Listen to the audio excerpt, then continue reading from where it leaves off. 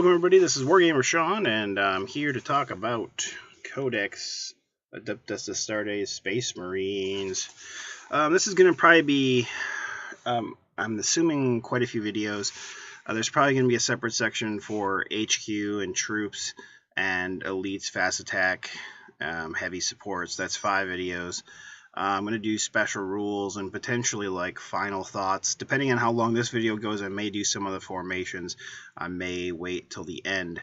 So potentially could be 6 or 7 videos, just because there's a lot to cover. This is a really big codex, but it has a lot of rules in it because it's talking about a lot of special things for different chapter tactics, that sort of thing. And there's a lot of formations in here too.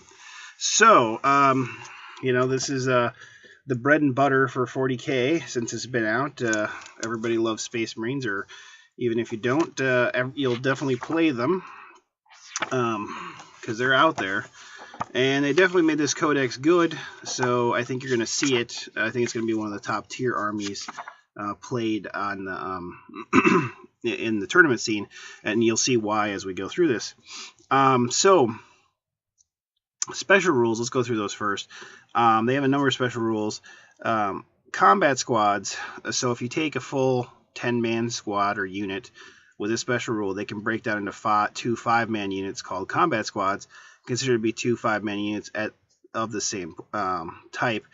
So they would, in a kill point mission, count as 2 kill points. So a lot of times if you're playing kill point missions, people won't split them up because they don't want the extra kill points. You must decide which units you're splitting up into combat squads and which models go into each combat squad immediately before determining your Warlord trait. So you got to do that at the beginning of the game.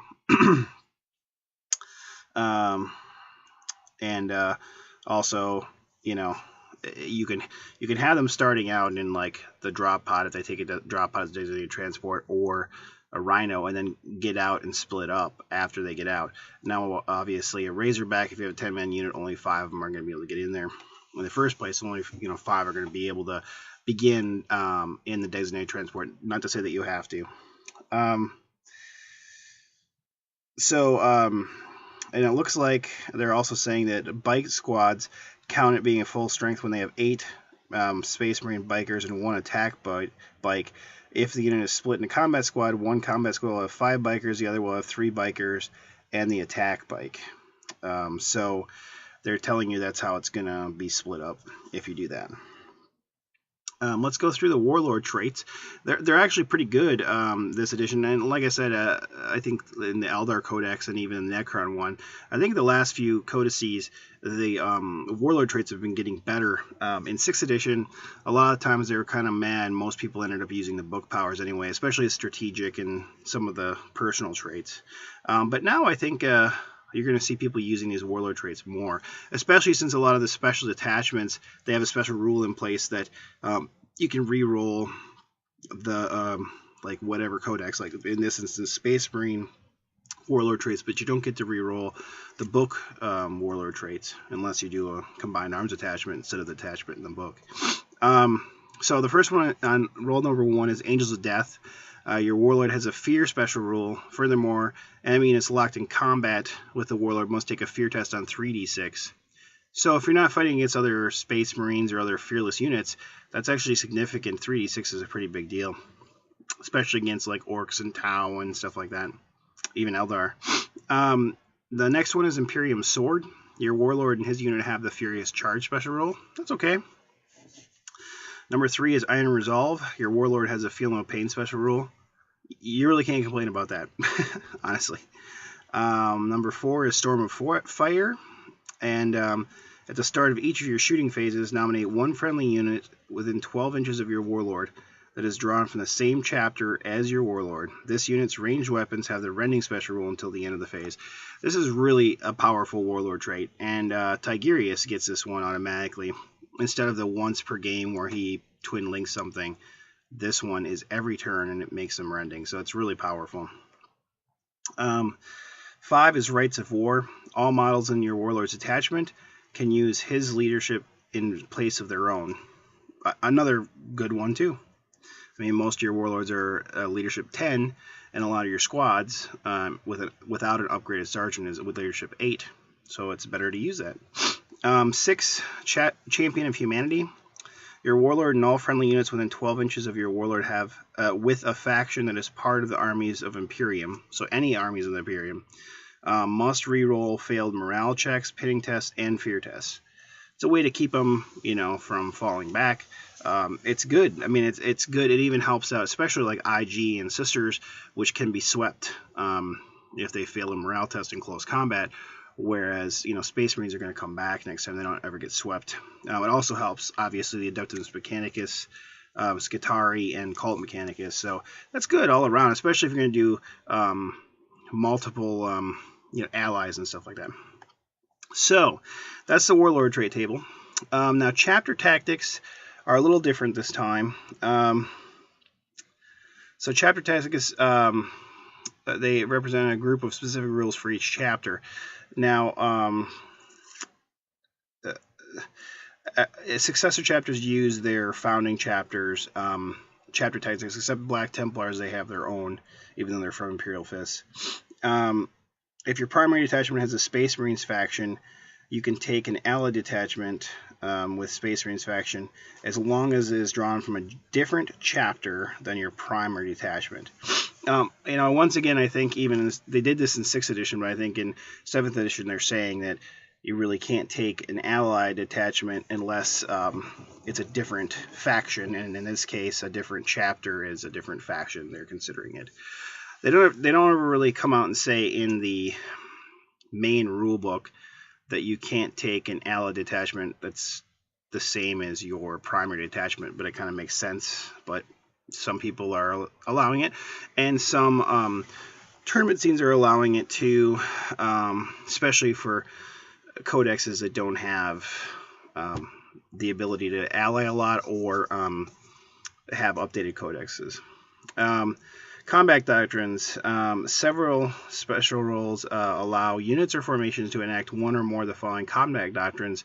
Whenever a rule allows this, it will note which units are affected and how many times per game the doctrine can be enacted. These are cumulative, so if your army has 2 rules that allow you to enact tactical doctrine once per game, you can enact it twice per game, and you can enact a single available combat doctrine at the start of each of your turns. So you can only use one once or each turn. Sorry, my computer is like restarting over here. But you can have rules that allow you to use that same doctrine more than once per game. So the doctrines are, let me give you an example. So a Battle Demi Company drawn from Ultramarines chapter would be able to enact a doctrine once per game due to the Signs of Gilliman's rule below, and would be able to enact a tactical doctrine a second time per game due to the tactical flexibility special rule.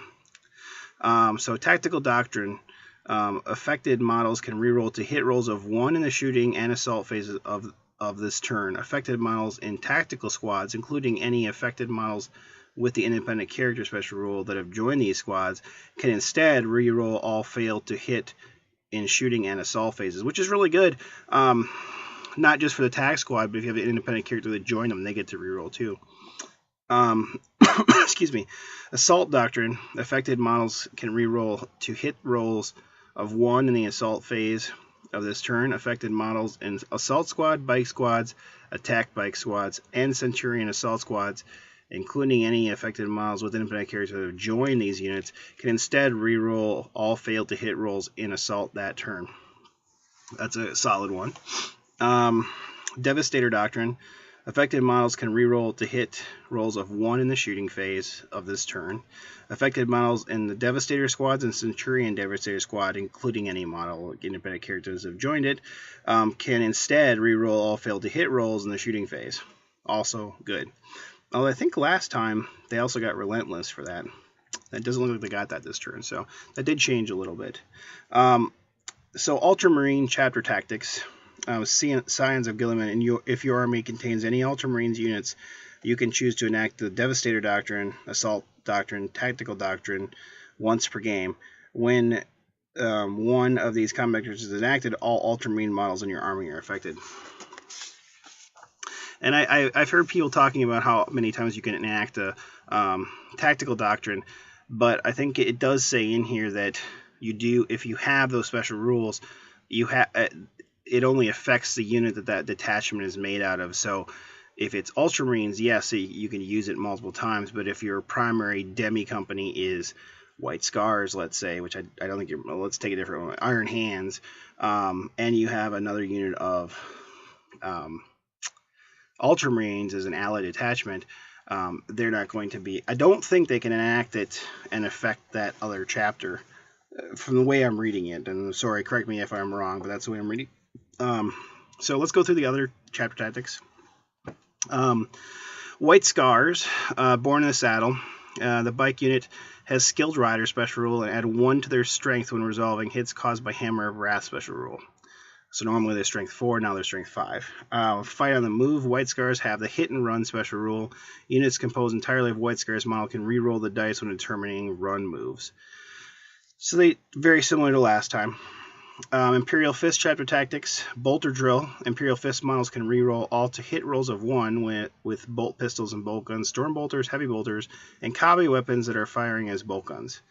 This rule also applies to models firing Hellfire, Kraken, Vengeance, and Dragonfire rounds. So this is new.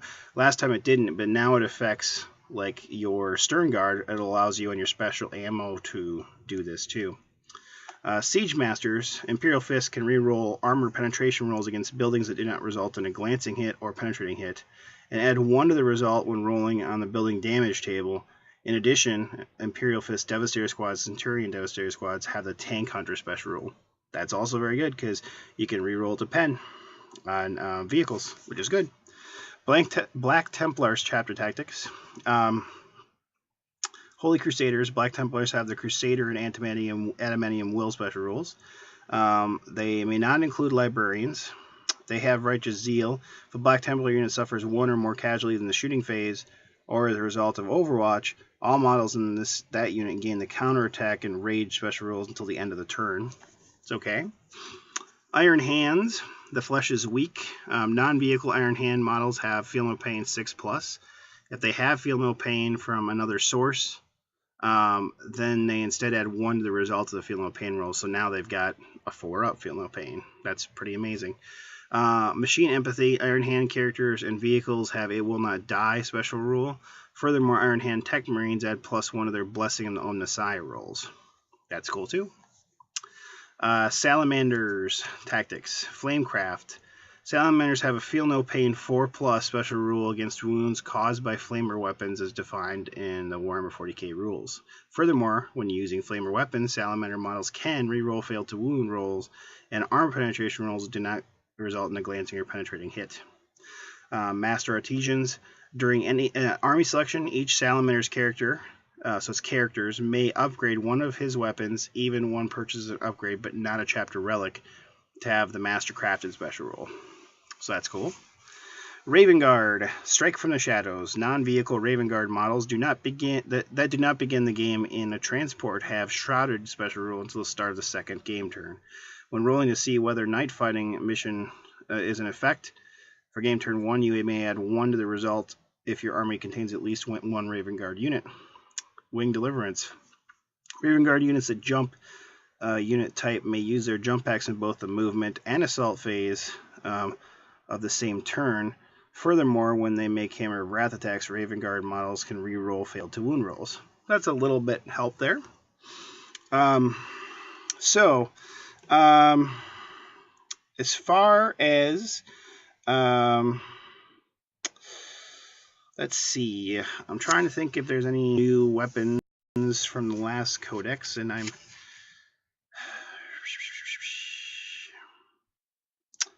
not thinking there is, but I'm taking a quick look here just to see.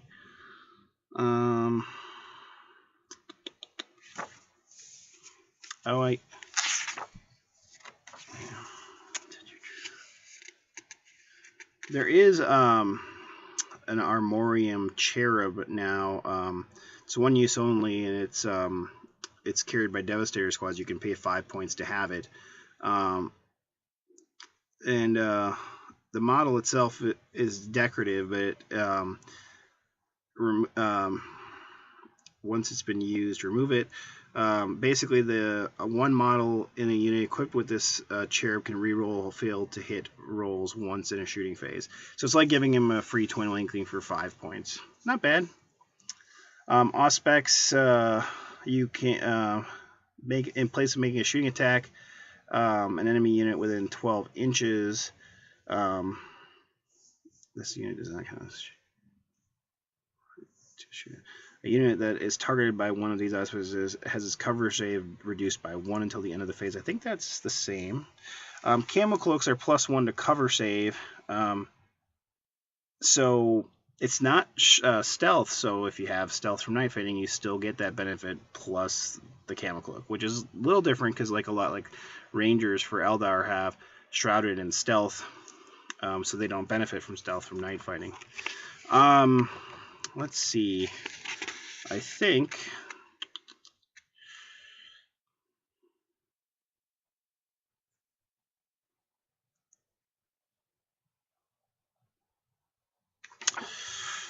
sorry, I'm just looking quick. I don't think there's anything new. Let's go through the relics quick. So the relics, armor of Indomitus, which is, sorry, I'm going to check quick. I think it's 60 points, but I'm going to look before I say. Kind of wish the explanation was on the same page as the points for this, but yeah, 60 points. And basically, it's got a 2+ armor save and a 6+ invuln save, and once per game, at the beginning of any phase, the wearer can choose to temporarily push the armor force fields to its limit.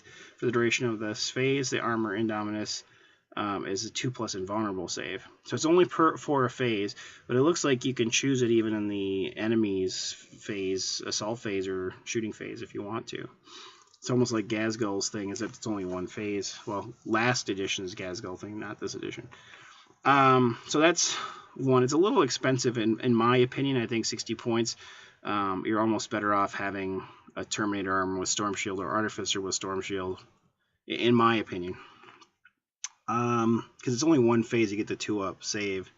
I mean, it may save your bacon that turn, but for the rest of the game, it's not really helping you that much. It's kind of expensive.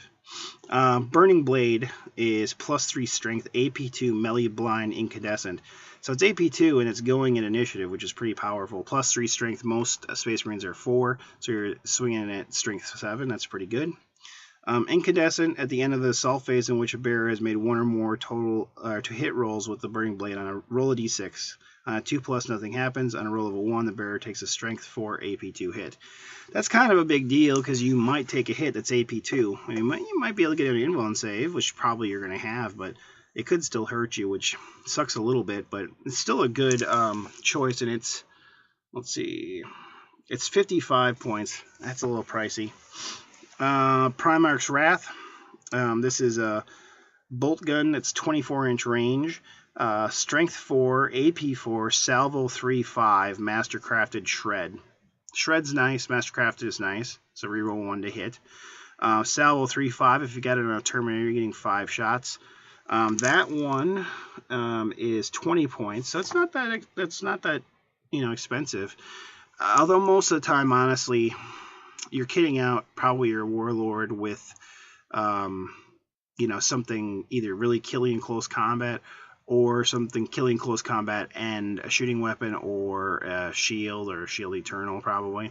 So I don't know how often you'll see this, maybe potentially on something, maybe a librarian or something, because I don't think it limits. Yeah, it looks like it can be taken by whoever can take these things, so maybe on someone that's not a really good close combat guy.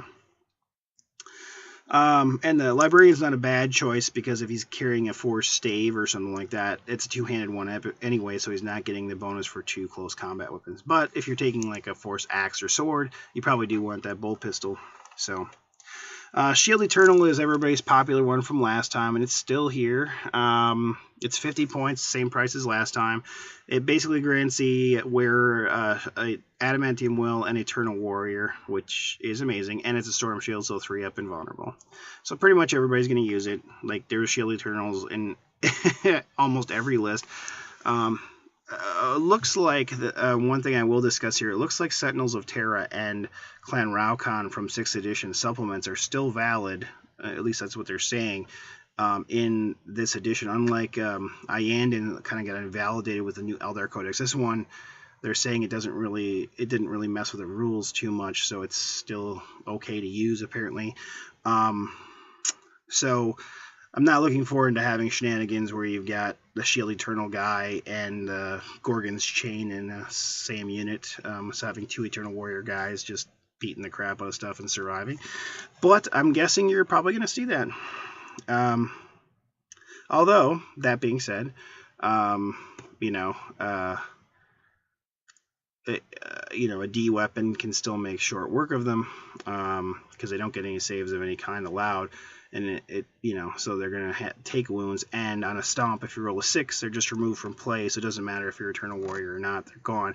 But you can look out for that now, so likelihood of that happening, even on a roll of a 6, isn't too likely. You can probably look out sir and save someone. Standard of the Emperor Ascendant. This is a standard, and it has the Fear special rule. In addition, friendly models drawn from the same chapter as a model equipped with the standard has +1 attack, and the Fearless special rule whilst they're within 12 inches of the model. Similar to last time, it's a good relic, especially on a command squad. And I apologize, I shouldn't have closed the page, but I did. I can't remember how much it is.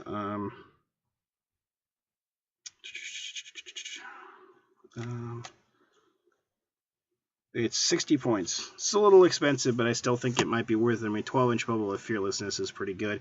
And +1 attack. That's pretty good. I mean, +1 attack, especially like bike units, assault units, stuff like that. Bike units probably most likely. Teeth of Terra.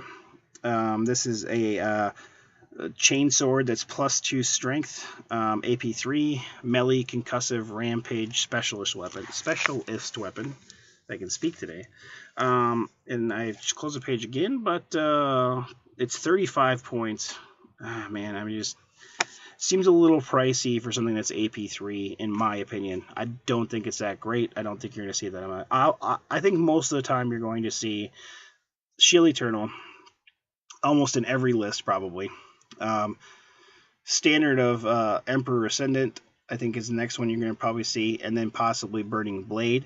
I think the other 3 are just a little pricey for what they do, and I don't think you're going to necessarily see them that often. Potentially Primarch's Wrath, maybe. So we're at about 22 minutes. I think I'm going to stop here, and I think we'll do the formations in another, in maybe the final video, because it's going to take a little while to discuss, and I won't make this video too long. So, until next time, keep on wargaming, and the next video is going to be about the HQs, and there are a ton of them for the Space Marine Codex. So, until next time, keep on wargaming, and I will talk to you later.